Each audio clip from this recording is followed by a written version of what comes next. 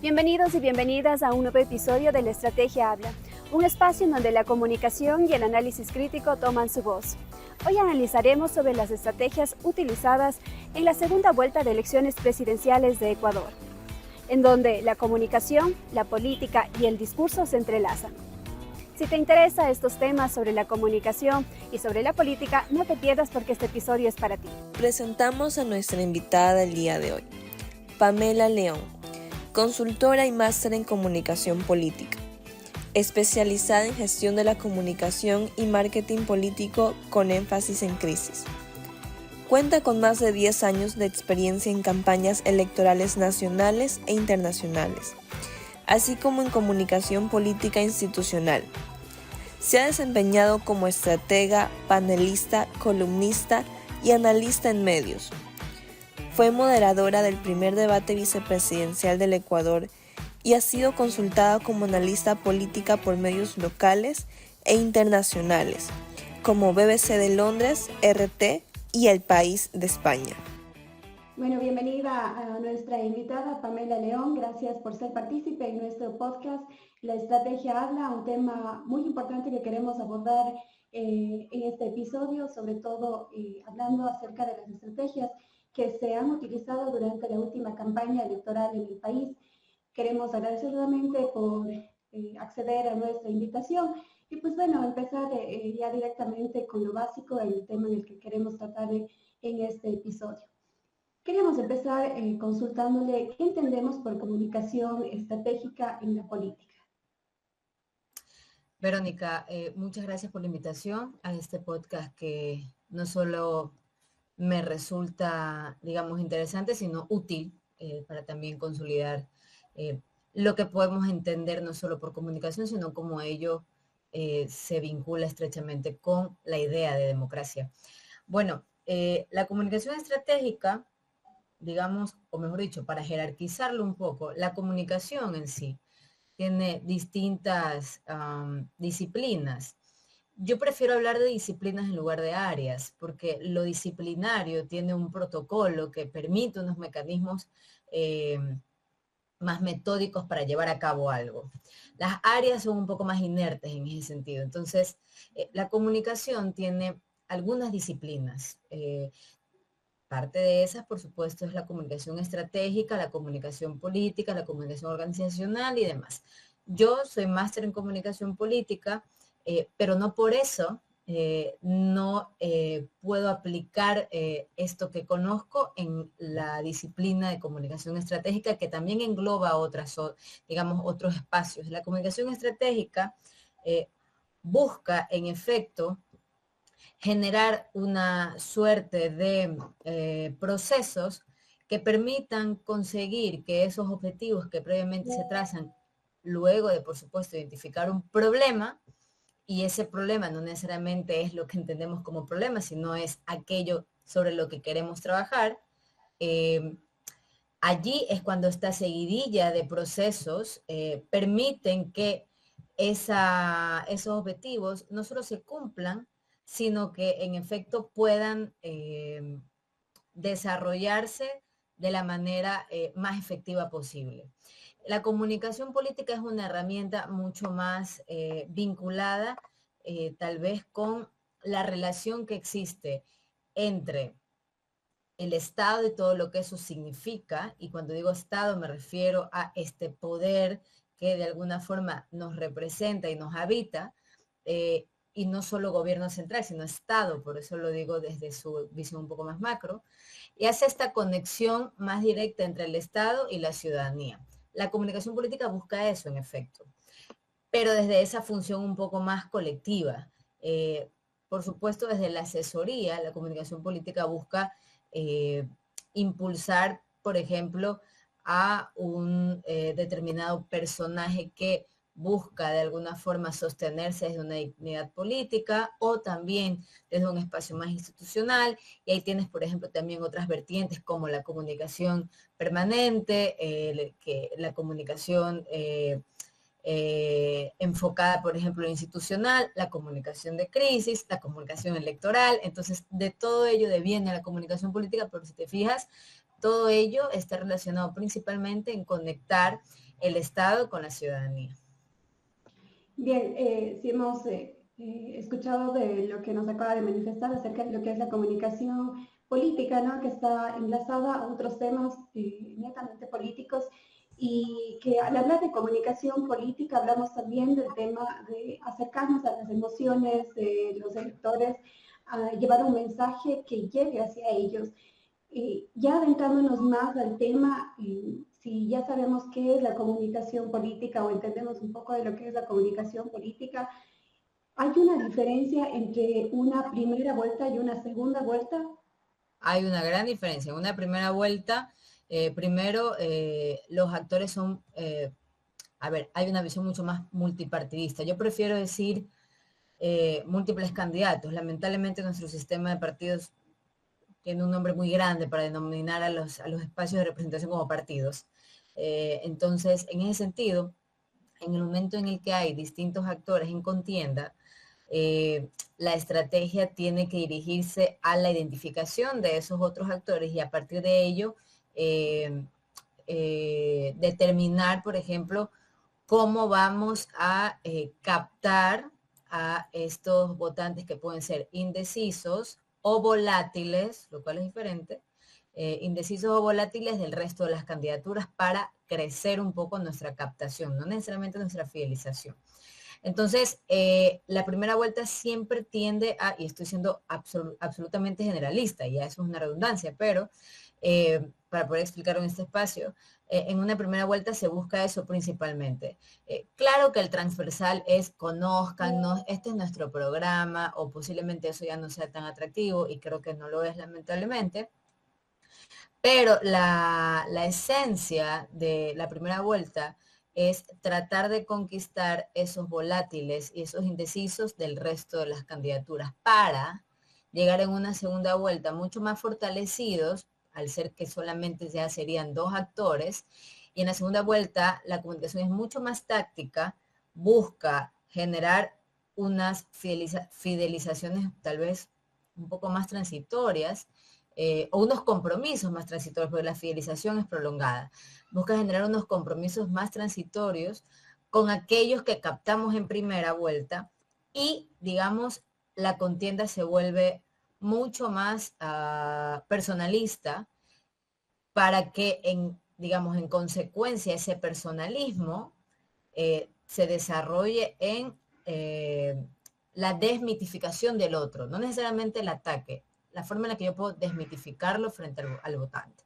Entonces, es difícil desmitificar a 8, a 16, en segunda vuelta eso tiene una injerencia un poco más visible.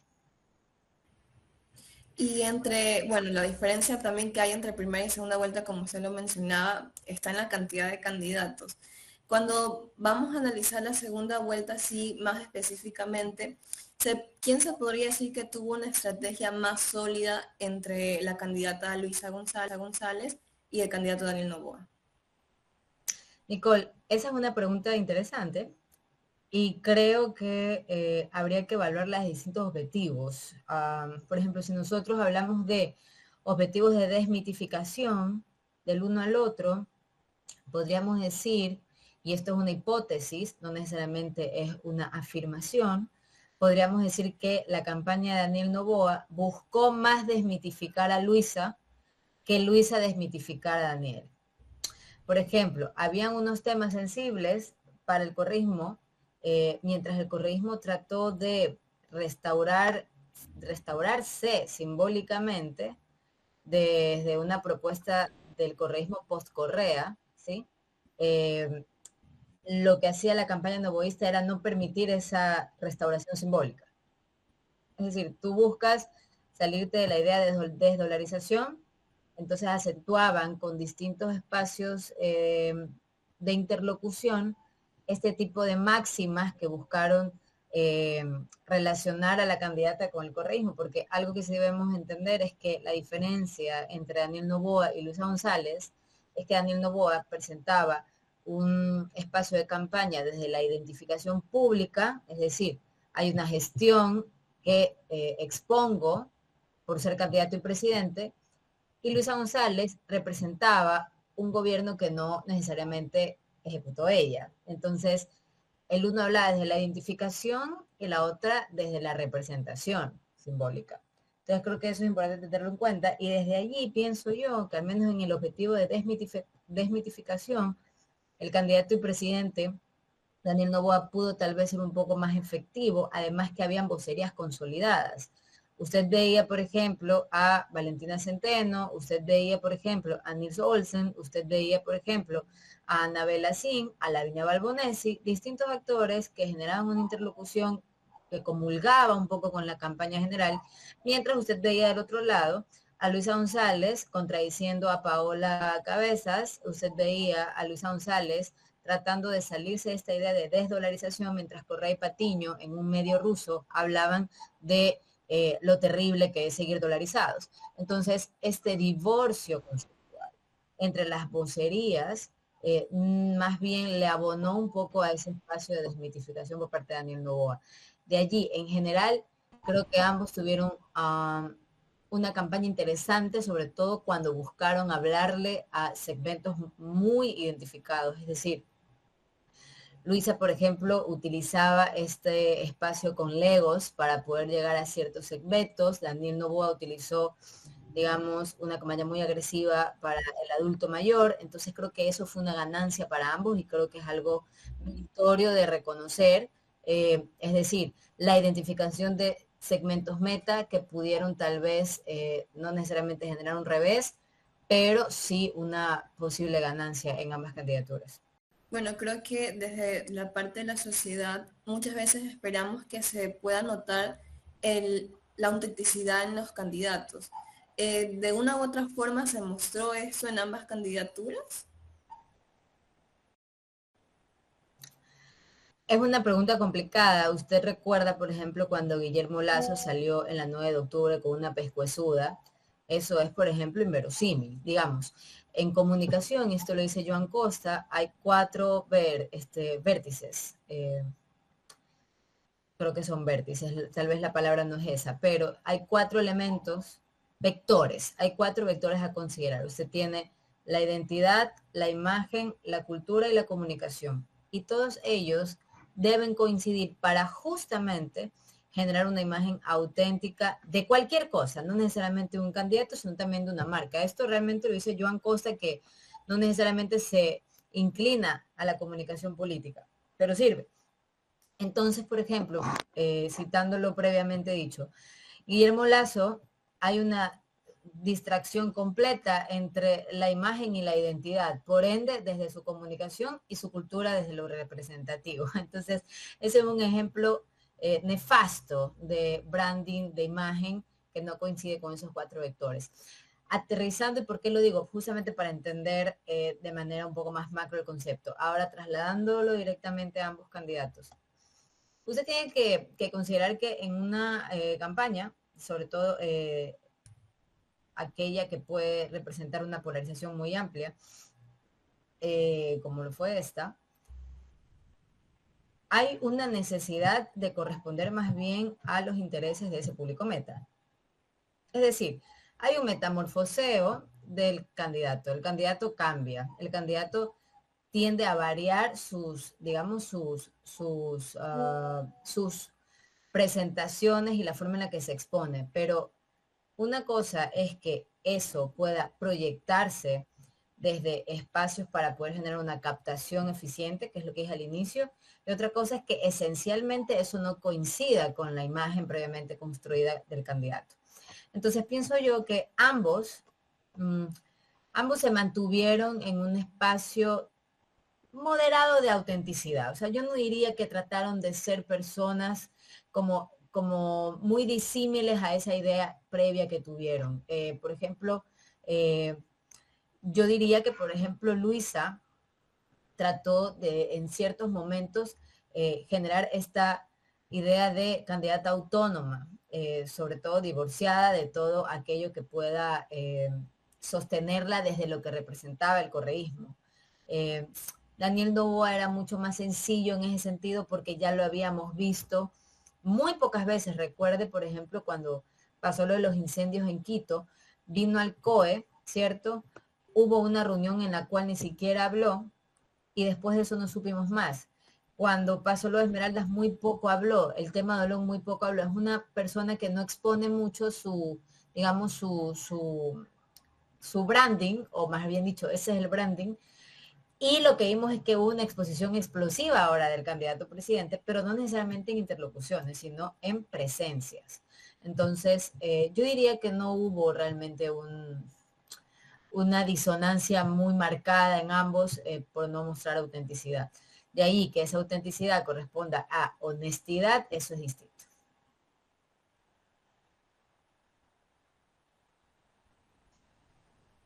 Perfecto. Máster, ahora llegamos a una de las partes también importantes de este podcast. ¿Se ha preguntado si el medio influye tanto como el mensaje? Ya, esa es una frase de McLuhan que dice que el medio es el mensaje. Y cuando él dice que el medio es el mensaje, realmente no se refiere al mensaje hablado necesariamente, sino al, digamos, a ese espacio en donde ese mensaje guarda contexto, ¿no? Entonces, ahora, por ejemplo, en donde nosotros vivimos en una época, podríamos decirlo así, ampliamente conectada, y esa conexión está liderada también por una inmediatez visible. Por supuesto que esa frase de McLuhan, que parecería corresponder a estos tiempos, o que es también más idónea a estos tiempos, guarda mucho más peso. Digamos, antes, por ejemplo, se utilizaban las esferas públicas para hacer declaraciones sobre lo que pasaba en un territorio en particular. Se reunía la gente en la plaza y se hacían anuncios sobre ese espacio que podía de alguna manera afectar el metro cuadrado de cada ciudadano. Ahora, por ejemplo, esos anuncios son mucho más laxos y tal vez caen a veces en espacios de banalidad. Entonces, no hay que estudiar, y es una buena pregunta, porque no hay que estudiar el fenómeno como TikTok. Yo creo que verlo como TikTok o verlo como Instagram o verlo como determinada red social es un franco reduccionismo a lo que realmente eso significa. TikTok, Instagram y lo demás realmente están conglomeradas en un espacio de interacción directa con amplia intermediación. Es decir, hay una intención y qué es lo que te quiere decir utilizar cada una de ellas. Lo que quiere decir es que buscan una cuestión un poco más viral de captación que de fidelización y de posicionamiento. No sé si me van a entender. Entonces, en el momento en que utilizamos estos canales de diversidad de formatos, con amplitud de un mensaje, digamos, en unas dimensiones y volúmenes a veces irrastreables o mayúsculos a lo que podríamos considerar que puede suceder, habla más bien de que el mensaje es llegar masivamente, el mensaje es captar principalmente, y luego de generar estas captaciones multitudinarias, trasladar o hacer un estudio, por ejemplo, de contenido o un estudio algorítmico de estos esfuerzos que he hecho en estas plataformas para ahora sí centralizar y focalizar. Entonces, yo sugiero, y entiendo que ustedes son estudiantes, yo sugiero que cuando ustedes escuchen a alguien decir, es que el TikTok, ustedes inmediatamente digan que no es el TikTok, es el canal que corresponde a lo que TikTok simboliza. Porque decir es TikTok es reducir realmente el espectro de esa representación. Claro, y también dentro de esta campaña máster hemos visto, y no nos olvidemos de los influencers, muchos información política, pero con mucho poder de influencia. Así es. De hecho, los influencers se dividen en influencers y hay otros que se llaman divulgadores.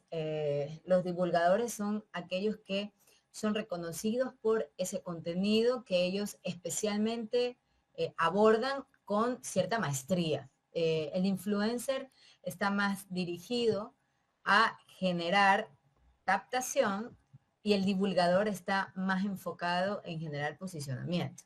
Entonces, por ejemplo, yo llegué de cierta manera a una cierta cantidad de gente a través de unos influencers que de alguna forma masificaron mi mensaje, y una vez que entiendo que ese mensaje ha captado, luego de hacer un estudio justamente de visibilidad y de posicionamiento, o más que de posicionamiento, de visibilidad o de impresiones, digo, ok, ahora que esto ha llegado al tanto millones de impresiones, necesito un divulgador o divulgadores que agarren esto para que esa gente que ha sido captada pueda ahora ser fidelizada.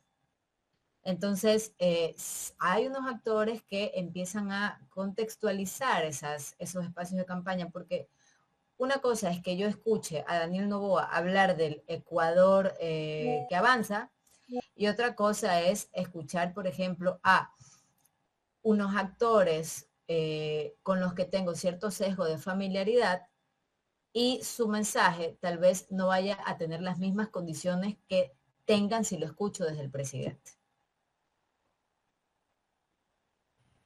Otro aspecto que, bueno, me llama la atención en esa segunda vuelta, bueno, también desde la primera, fue la participación de los simpatizantes de cada candidatura en, de cierta forma, ayudar a esparcir las propuestas, a esparcir los contenidos, lo que ellos hacían en las campañas, las actividades. ¿Cómo se podría mencionar que fue el rol de la población de los simpatizantes ante esto?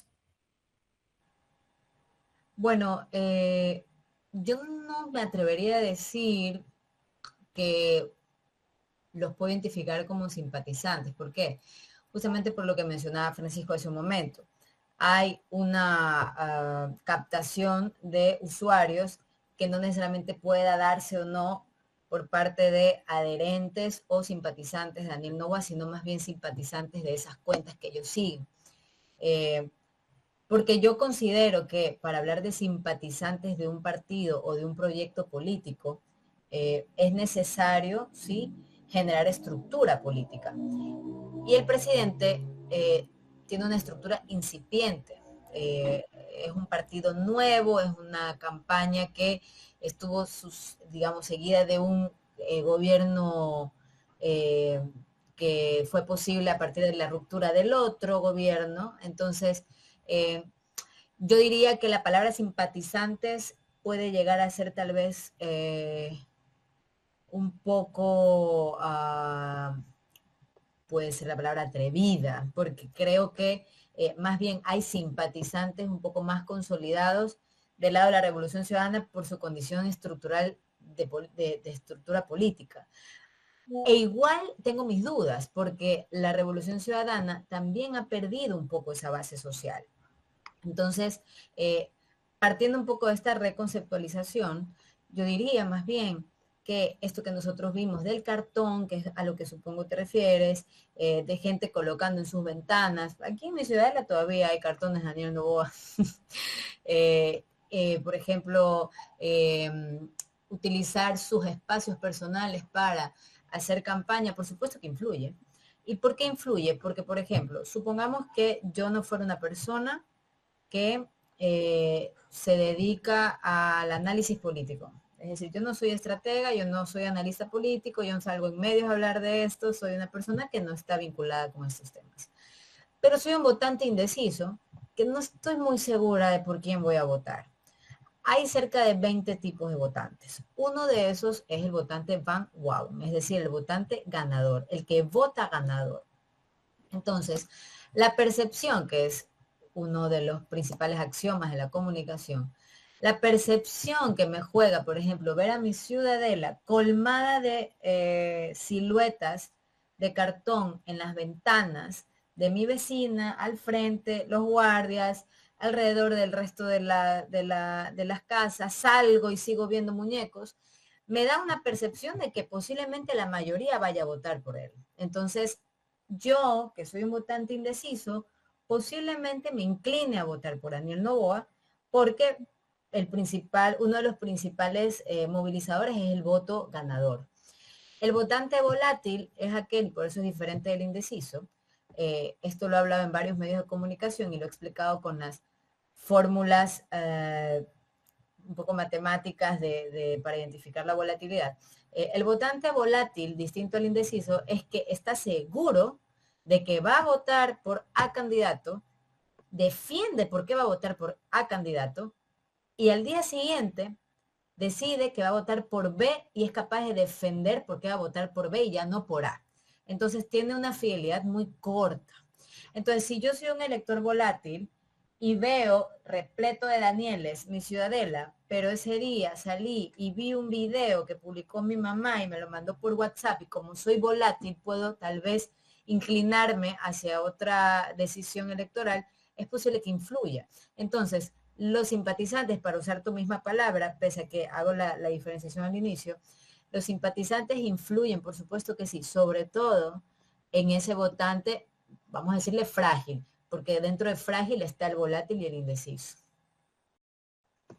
Y tal vez dentro de esto podríamos tal vez entender que la cantidad de personas que no sabía o indeciso se debe también a que no se abordaron temas específicos del país, sino que se desviaron un poco más por el tema emocional, inclusive de ataque, contraataque, y por ello las personas no se decidían y existió más votantes indecisos. El votante indeciso generalmente ha tomado una decisión hace tiempo de desafectarse de la política, ¿ya? Digamos, eso tal vez puede haber abonado mucho más esta campaña, pero ese votante generalmente ya viene desafectado hace tiempo.